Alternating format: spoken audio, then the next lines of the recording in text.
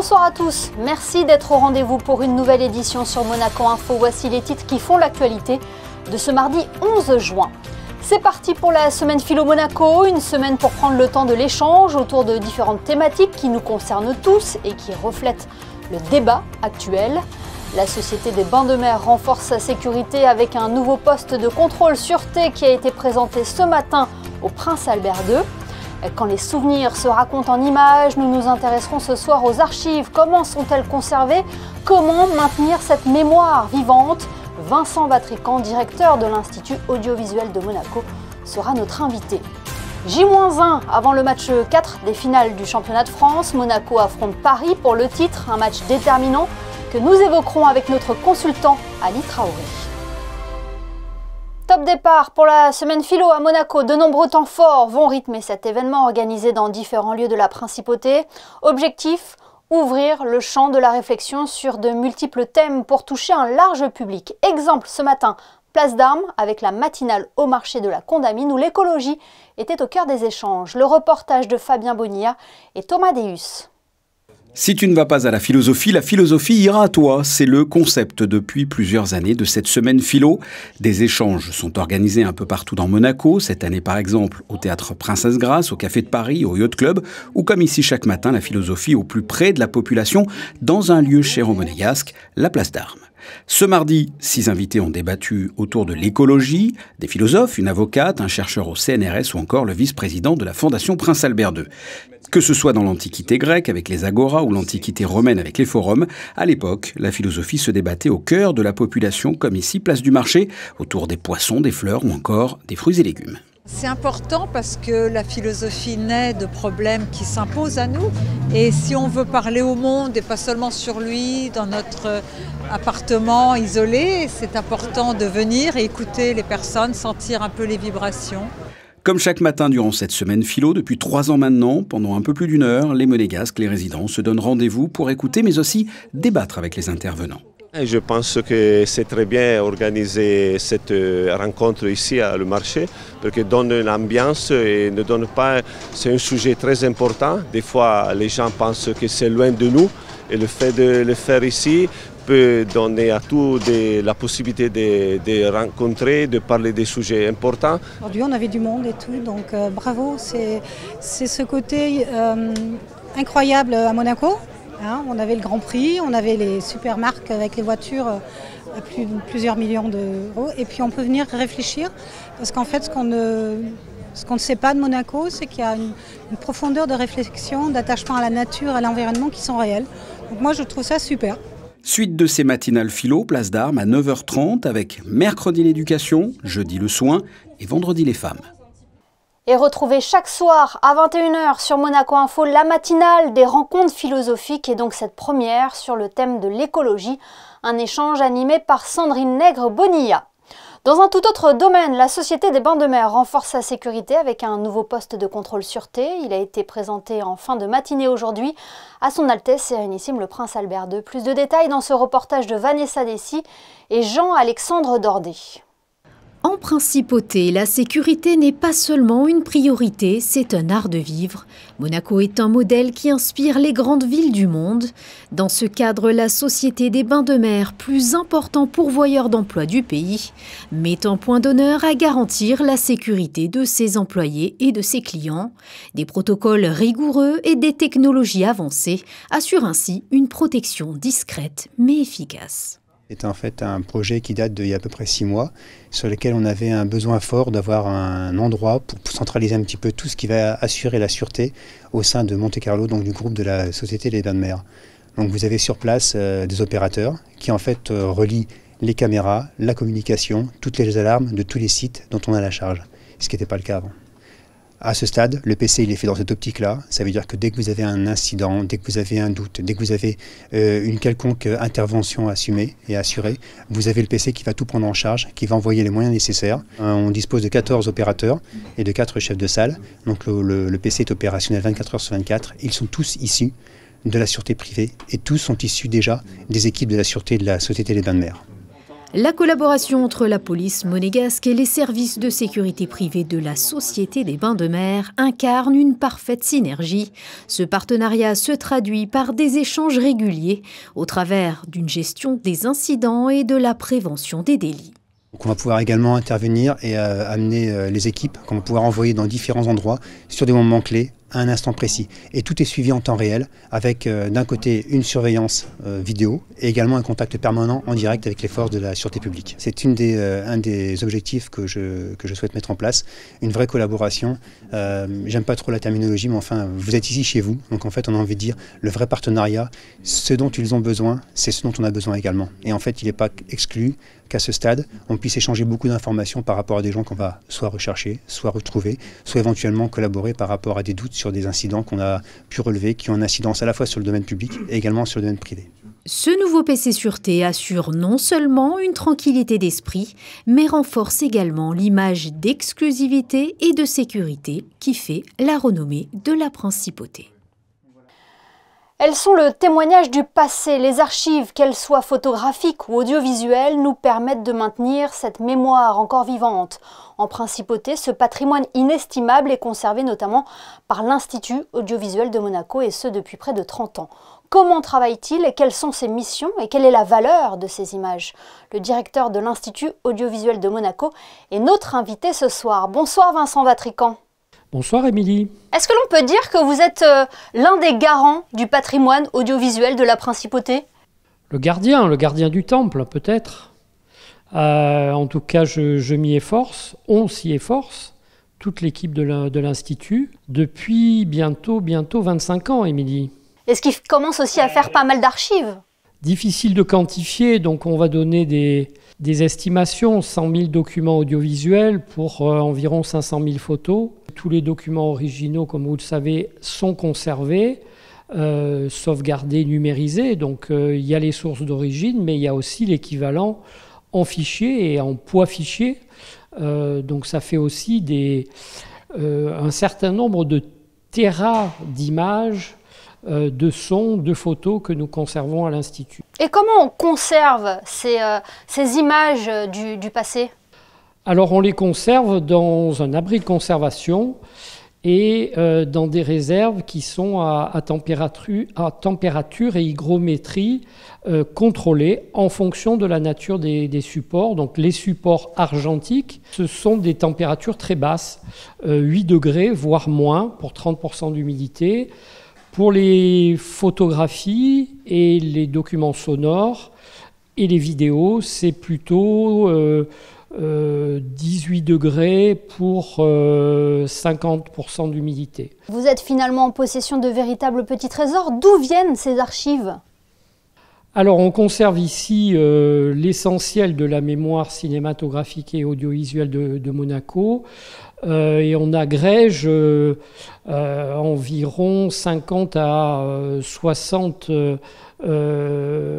fonds d'entités culturelles, sportives, associatives de Monaco. Le plus vieux document, c'est un document qui fait partie des collections du musée océanographique de Monaco. Ce sont les premières images animées tournées par le prince Albert Ier.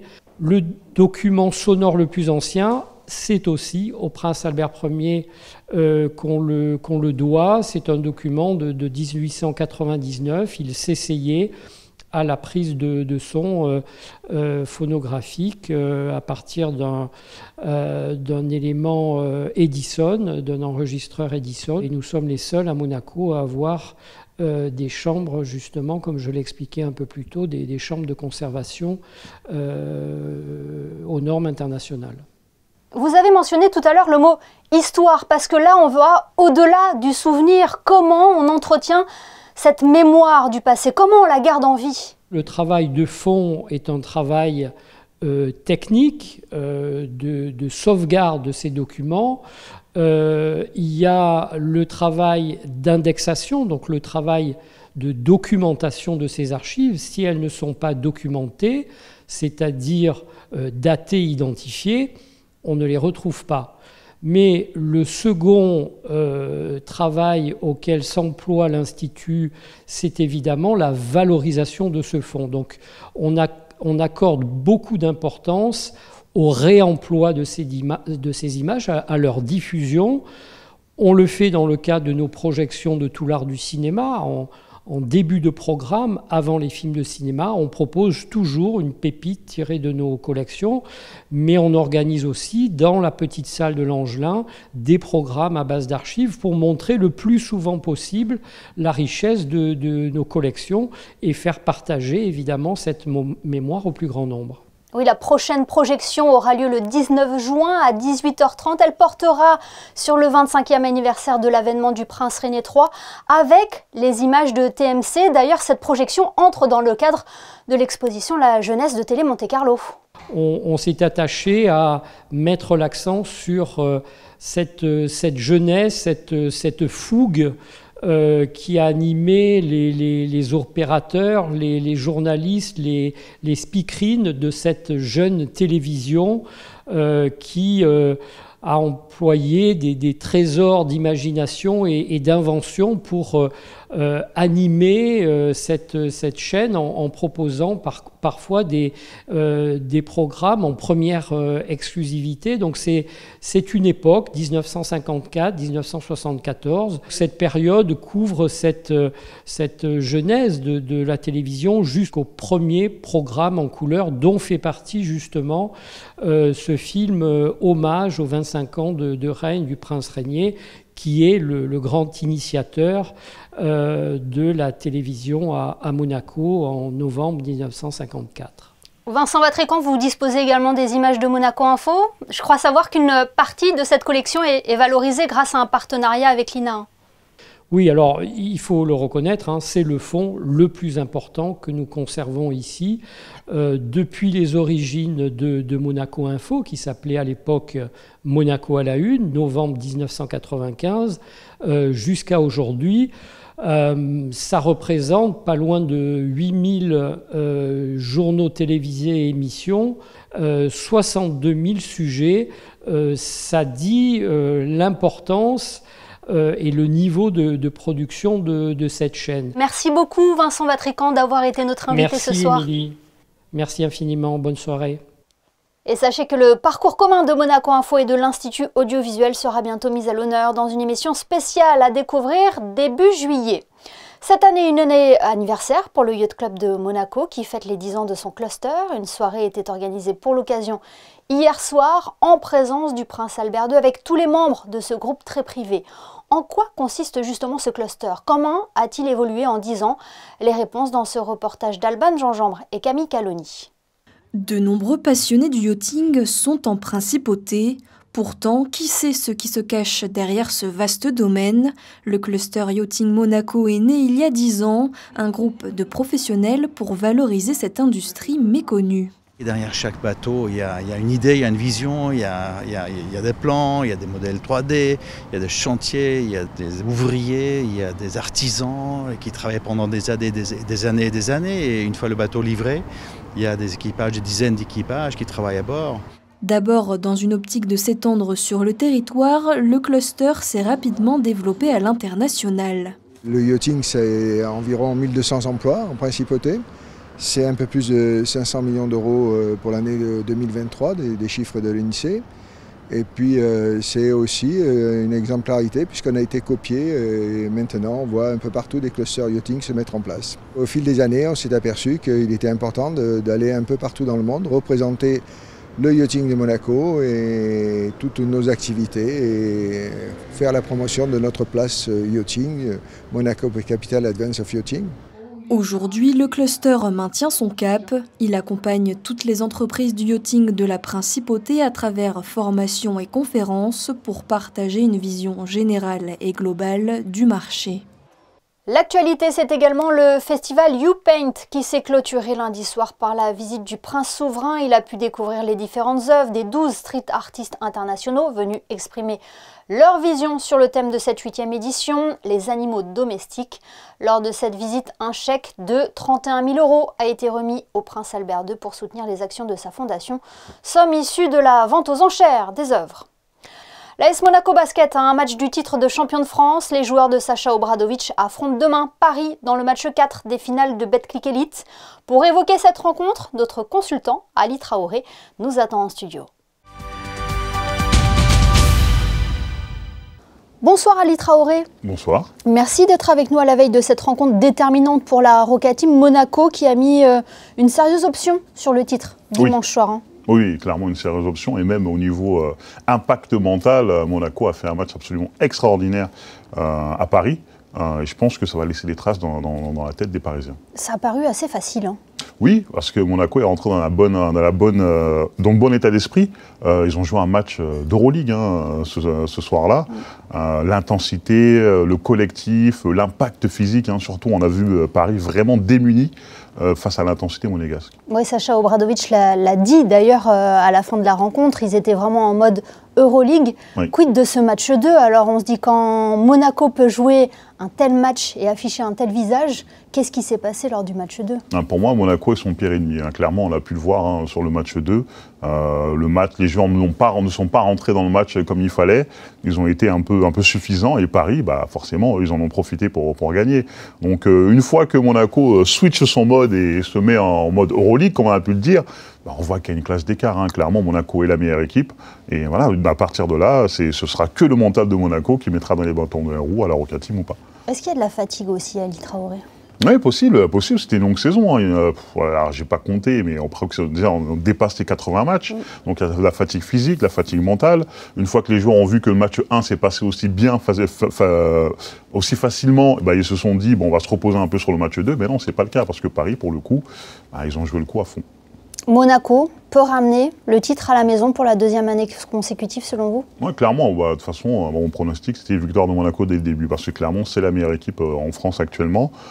Paris est un prétendant, mais je ne pense pas que Paris ait les armes pour empêcher Monaco d'être champion cette année. Paris aussi a eu une longue saison, puisqu'ils ont été sacrés champions d'Eurocup. Oui, une très longue saison, une très belle saison. Ils ont gagné la Leaders Cup, ils ont gagné l'Eurocup. Clairement, là, c'est un bonus pour Paris d'être en finale et de jouer le titre. Ils ont une saison extraordinaire.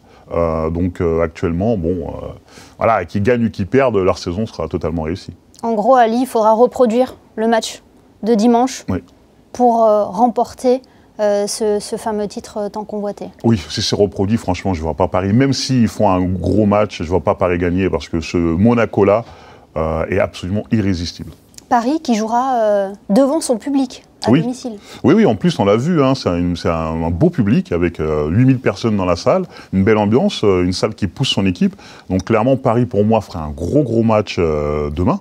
Donc Monaco doit être prêt et de toute façon s'il reste en mode Euroleague en match 3, je pense que ça se passera très bien. Et éviter le match 5 et ramener donc cette coupe à la maison, c'est tout ce qu'on espère. Merci beaucoup Ali Traoré d'avoir été avec nous. Merci à vous. On reste dans le sport avec du tennis et la victoire en double de Romain Arnaudot au Challenger d'Heilbronn en Allemagne. Associé au Français Geoffrey Blancano, le joueur de la Fédération monégasque de tennis a dominé la paire allemande Wallner-Schnetter 7-5, 5-7, 10-3 après 1h53 de jeu. Parlons de toute autre chose. À présent, une information qui peut paraître anecdotique, mais qui a toute son importance. Un mérou brun a été relâché dans les eaux monégasques dernièrement, après avoir été soigné pendant 2 ans au musée océanographique. Cette espèce est une espèce protégée et joue un rôle crucial dans l'écosystème marin. Découvrez son histoire dans ce reportage d'Alban Gingembre et Thomas Deus. 2 ans plus tard, il retrouve enfin sa liberté. Ce mérou brun avait été retrouvé affaibli dans la réserve du Larvoto par une possible infection virale. C'est le centre de soins du musée océanographique qui s'est occupé de sa prise en charge. Pendant 2 ans, on a fait quelques traitements, mais essentiellement en fait, passer du temps pour le nourrir avec de la nourriture adaptée, vivante, avec des soins un petit peu au quotidien. Comme on avait déjà en tête de le remettre en mer, on a vraiment apporté des soins qui lui permettent de ne pas être trop dépendant de nous, mais de rester en fait, facilement réhabilitable en milieu naturel. Passant de 20 grammes à son arrivée à 220 grammes le jour de sa remise en liberté, ce mérou brun a aujourd'hui retrouvé son habitat naturel. On l'a remis au pied du musée océanographique lors d'une petite plongée à quelques mètres de fond. Il s'est super bien adapté très vite. En fait, on l'a positionné dans des rochers où il a pu trouver une cachette très vite et ça s'est très bien passé. Le mérou brun est une espèce protégée à Monaco et en France. Ce super prédateur de la Méditerranée joue un rôle crucial dans l'écosystème en régulant les populations de ses proies. Chrisinda Thomel nous a rejoint en plateau pour les prévisions météo. Bonsoir Chrisinda, quelle est la tendance pour la journée de mercredi ?